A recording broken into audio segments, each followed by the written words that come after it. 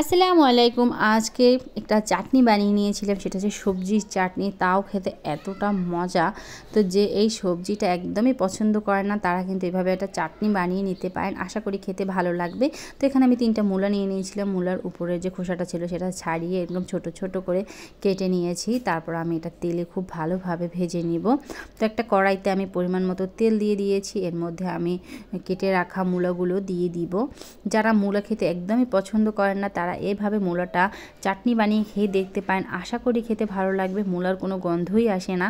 তো মূলার এই গন্ধর কারণে কিন্তু অনেকেই মূলা সবজিটা খেতে চায় না। তো এইভাবে একবার ট্রাই করে দেখবেন, আশা করি খেতে ভালো লাগবে। তো মূলাটাকে একটু গোল্ডেন ব্রাউন করে ভেজে নিতে হবে। যখন মূলাটা এভাবে ভাজা ভাজা হয়ে আসবে এর মধ্যে আমি দিয়ে দিব বড় সাইজের একটা পেঁয়াজ কুচি। তো পেঁয়াজটা মূলার সাথে একটু ভালোভাবে ভেজে নিব। তারপর এর মধ্যে আমি অল্প একটু আদা কুচি করে নিয়েছি, সেই আদা কুচিটাও দিয়ে দিব। তারপর দিয়ে দিব অল্প একটু হলুদ গুঁড়ো। এখন সব কিছু একসাথে খুব ভালোভাবে ভেজে নিব। ভাজতে ভাজতে তখন দেখা যাবে সব কিছু খুব ভালোভাবে ভাজা ভাজা হয়ে এসেছে, মূলাটা একদম সেদ্ধ হয়ে গিয়েছে। তখন আমি উঠিয়ে নিব। তো এই পর্যায়ে মূলাটা খুব ভালোভাবে ভাজা ভাজা হয়ে গিয়েছে, আমি চুলা থেকে উঠিয়ে নিয়েছি। তারপর একটা বাটির মধ্যে আমি নিয়ে নিয়েছি অল্প একটু তেঁতুল, পানি দিয়ে ভিজিয়ে নিয়েছি।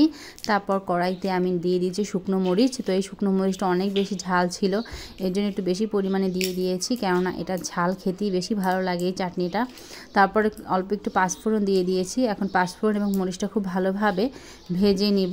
আর আপনাদের মরিচে যদি ঝাল কম থাকে তাহলে একটু মরিচের পরিমাণটা বাড়িয়ে দিবেন, ঝাল না হলে কিন্তু এই চাটনিটা খেতে ভালো লাগবে না। তারপর একটা ব্লেন্ডার জার নিয়ে নিয়েছি, এর মধ্যে আমি শুকনো মরিচ এবং পাঁচফোড়নটা দিয়ে দিব। আর যে মূলাটা খুব ভালোভাবে ভেজে রেখেছিলাম সেই মূলাটাও ব্লেন্ডার জারের মধ্যে দিয়ে দিব এবং খুব ভালোভাবে ব্লেন্ড করে নিব।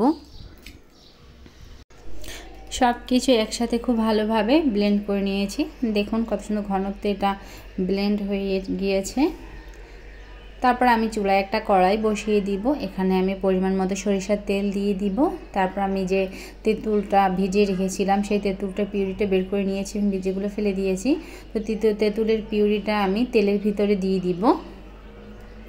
তারপর আমি এর মধ্যে দিয়ে দিব 1 চামচ ধনিয়া গুঁড়ো। আপনারা চাইলে আস্ত ধনিয়া গুঁড়োটা টেলে তারপর বেটে দিয়ে দিতে পারেন, এতে করে ঘ্রাণটা আরও বেশি সুন্দর আসে। তা আমার কাছে আস্তটা ছিল না, গুঁড়োটা ছিল, সেটাই দিয়ে দিয়েছিলাম। এ পর্যায়ে আমি ব্লেন্ড করা মূলাটা দিয়ে দিব। তারপর খুব ভালোভাবে ভেজে নিব। তেলের সাথে এই পর্যায়ে অনবরত নেড়েচেড়ে নিতে হবে। এক পর্যায়ে দেখা যাবে যে কালারটা পুরো চেঞ্জ হয়ে গিয়েছে, তখন চুলা থেকে নামিয়ে নিতে হবে। দেখুন কত সুন্দর ভাজা ভাজা হয়ে গিয়েছে। এ পর্যায়ে আমার মূলার চাটনিটা একদম রেডি, আমি চুলা থেকে নামিয়ে নিব। তো তৈরি হয়ে গেল ঝটপট মূলার চাটনি। যারা ঝাল খেতে অনেক বেশি পছন্দ করেন তারা এই চাটনিটা বানিয়ে নিতে পারেন, আশা করি খেতে ভালো লাগবে। তো সকলে ভালো থাকবেন। আল্লাহ হাফেজ। আসসালামু আলাইকুম।